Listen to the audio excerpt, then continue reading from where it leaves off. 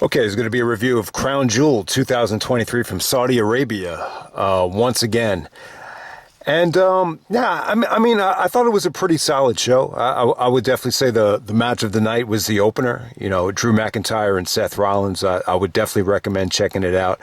The main event with Roman and LA Knight, very predictable match. I did not think LA Knight, had a chance of winning. It was kind of surprising that they gave it away this soon. But at the same time, I'm a little bit glad because I don't think LA Knight and Roman would have been a strong enough WrestleMania main event. But you could definitely argue Roman and LA Knight, delivered in its own way. It's not a match I particularly like to go back to, but it definitely delivered, in terms of the live atmosphere and the experience. The fans definitely went home happy. It was a little bit repetitive, with Jimmy Uso's interference, but it was still pretty solid. I don't know. I kind of think Ray and Logan Paul was probably a little bit on the disappointing side.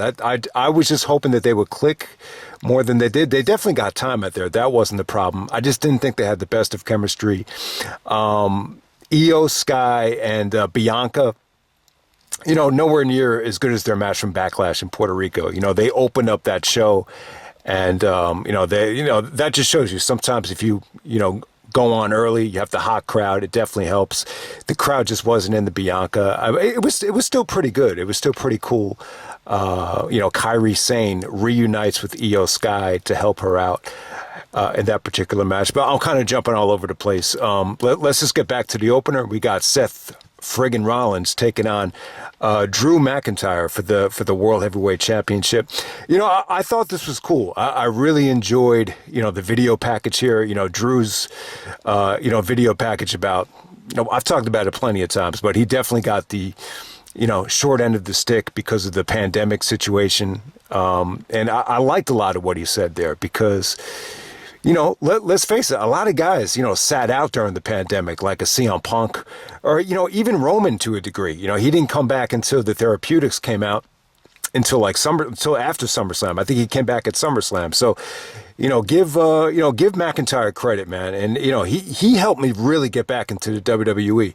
I'm one of the few guys that doesn't mind, watching wrestling without crowds. I mean, obviously you want that hot crowd, but, I appreciated the last time Drew and Seth wrestled at Money in the Bank when, there was nobody in attendance. And, even Brock Lesnar to a degree, he was pretty much AWOL, during the pandemic. And then, you miss all these guys and they reap the benefits of all the fans coming back in the ticket sales. But, Rollins kind of countered that with, a lot of people had it worse than you, Drew, during the pandemic and all that stuff. But I liked a lot of what they did here, even though it wasn't, anything serious. It's still a babyface versus babyface match. But, yeah, the match was great. I definitely think, Drew, brought his A game. The fans were definitely more into Drew than Seth. Like anytime, Drew built momentum, you could definitely tell the fans were into him. Rollins got, the hell of an entrance, a hell of a, ovation when he came out. But I just felt whenever Drew was hitting his offense, the fans wanted to see that title change. That's just how it came off to me. Whenever Rollins went into his curb stomp routine or super kick, routine, it's almost like the fans, lost a little bit of luster in the atmosphere. Like that's kind of how it came off there. But, I thought this was the match of the night. I think, Drew did a great job of targeting Rollins back with the belly-to-belly. He countered the torpedo into a, belly-to-belly on the outside. He actually just, almost a little bit of heel work from him, just dropping him on the steel steps with the backbreaker on the steel steps looked pretty nasty. So, that was good stuff. And then, great back and forth between both guys. Probably the highlight for me was Seth countering the Claymore with the super kick. That came out of nowhere. That was great. I think Drew kicked out of a curb stomp. And then I'll tell you, when Drew hit the Claymore and Rollins kicked out, the fans went crazy. I mean, it was just like, holy shit. Like, I think a lot of people thought that might have been it, when Drew finally hit that Claymore. And then, and then once again, Rollins kind of went into that, the sling blade routine, the sling blade, the super kick, and then the curb stomp. And, when he was about to hit the final curb stomp, it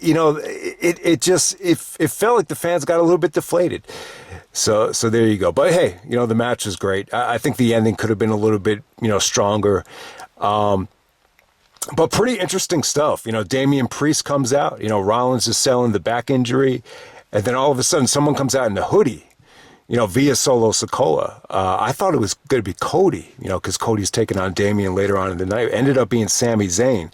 So Sami Zayn actually has the Money in the Bank briefcase. So, that's pretty cool. Hopefully, maybe Sami could officially cash it in somehow, some way. I think that would be awesome. Whether you go back to Sami and Roman at Survivor Series or, even Sami versus Seth Rollins, never really been done in a long-ass time. I can't even remember if Tyler Black even faced El Generico, back during the Ring of Honor days. But hey, bottom line is, I thought Seth and Drew was pretty damn good. You could definitely argue that it was better than Seth versus AJ from Night of Champions.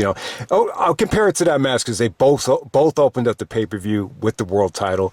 I didn't really mind the world title going first. There's so much stuff on this show. It'd be kind of weird, especially in this era, to do back-to-back world title matches because these Roman matches are so overbooked and over the top.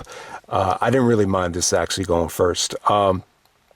So after that, you had the Fatal 5-Way match with Rhea Ripley retaining the women's championship. So it was Rhea taking on Racquel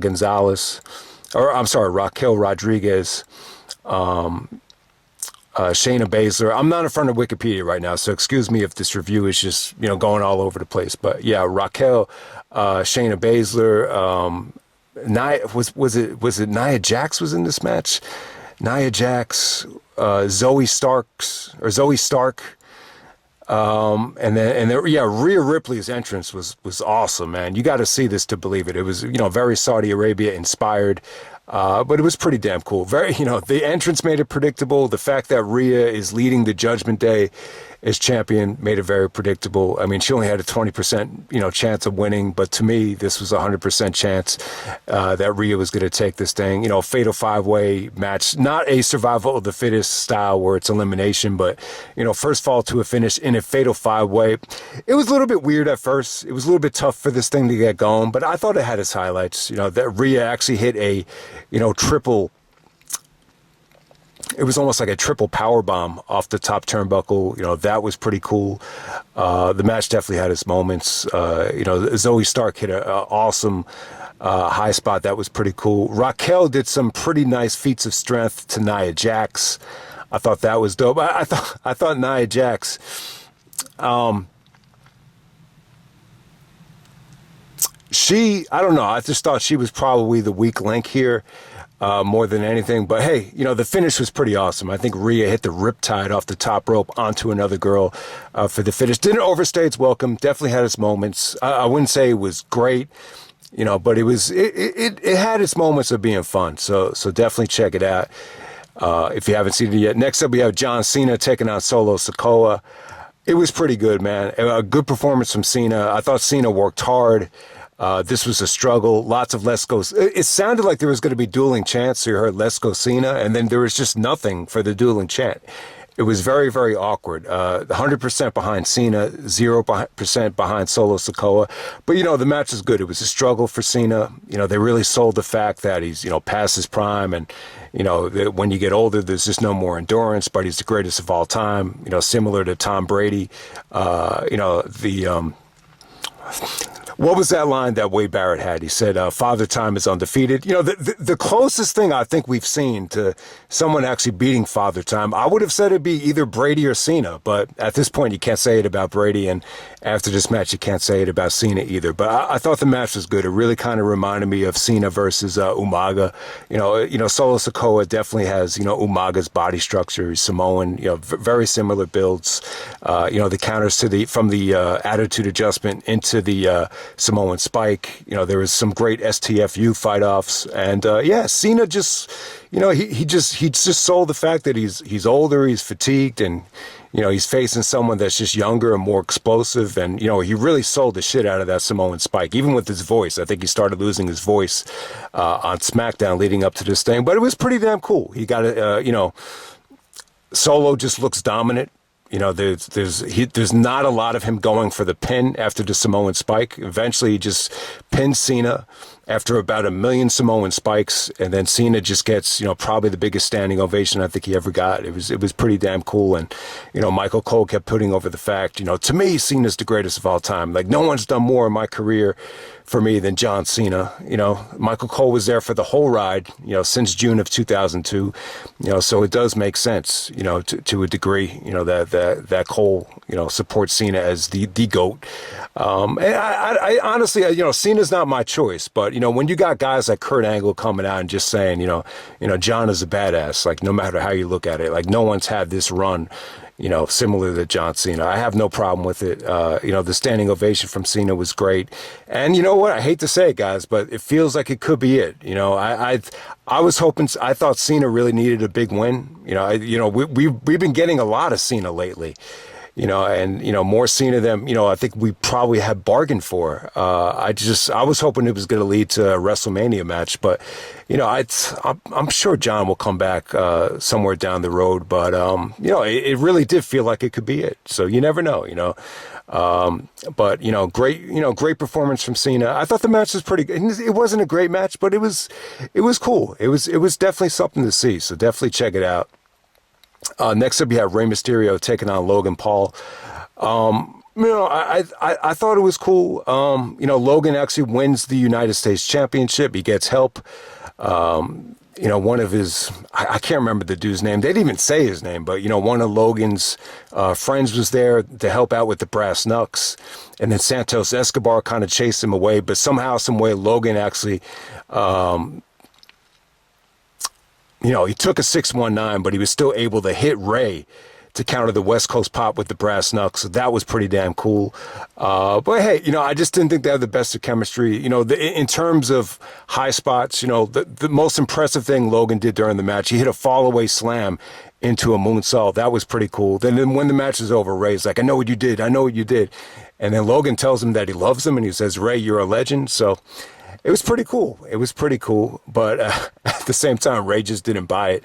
But it was a good match. But you know, a little bit. It was probably the most disappointing match of the night. I just didn't think they clicked, you know, in terms of chemistry. But it was, you know, they definitely got time. They got about 17 minutes out there. So next up, we have Io Sky taking on Bianca Belair. So like I said, guys, the crowd just really wasn't into Bianca. I think Bayley took away from the match a lot. She was annoying out there, you know, very much annoying. Like she annoyed the shit out of Hulk Hogan at WrestleMania. But it was actually Kairi Sane that actually helps Io Sky win the match. The ending was pretty cool too. You know, referee was distracted, you know, with Io's knee issue, and then they kind of throw Bianca into the ring, and Io's able to hit the moonsault right away for the clean finish. So I thought the finish was cool. The finish was definitely cool. You know, so Bayley actually sold it like she didn't expect this to happen, because the last time he saw Kairi Sane was, you know, Bayley actually took her out. So that's how it ended right there. But yeah, nowhere near as good as their Backlash match from Puerto Rico. So from there, you get Damien Priest, without the Money in the Bank, taking on Cody. Yeah, so the fans were all over Damien Priest. They were chanting, "Where's your briefcase?" They were chanting for Mommy. They were chanting for Finn Balor. But yeah, Cody was great here. He brought a lot of intensity, a lot of aggressiveness. This didn't overstay its welcome. It was short. It was sweet. It was explosive. You know, Cody was out for revenge. He did some great selling of the ankle. It was pretty damn cool, man. Lots of crossroads. Even Damien Priest, you know, countered with his version of the crossroads on the announce table to get payback from, you know, JD McDonough taking the crossroads on the go home segment from Raw.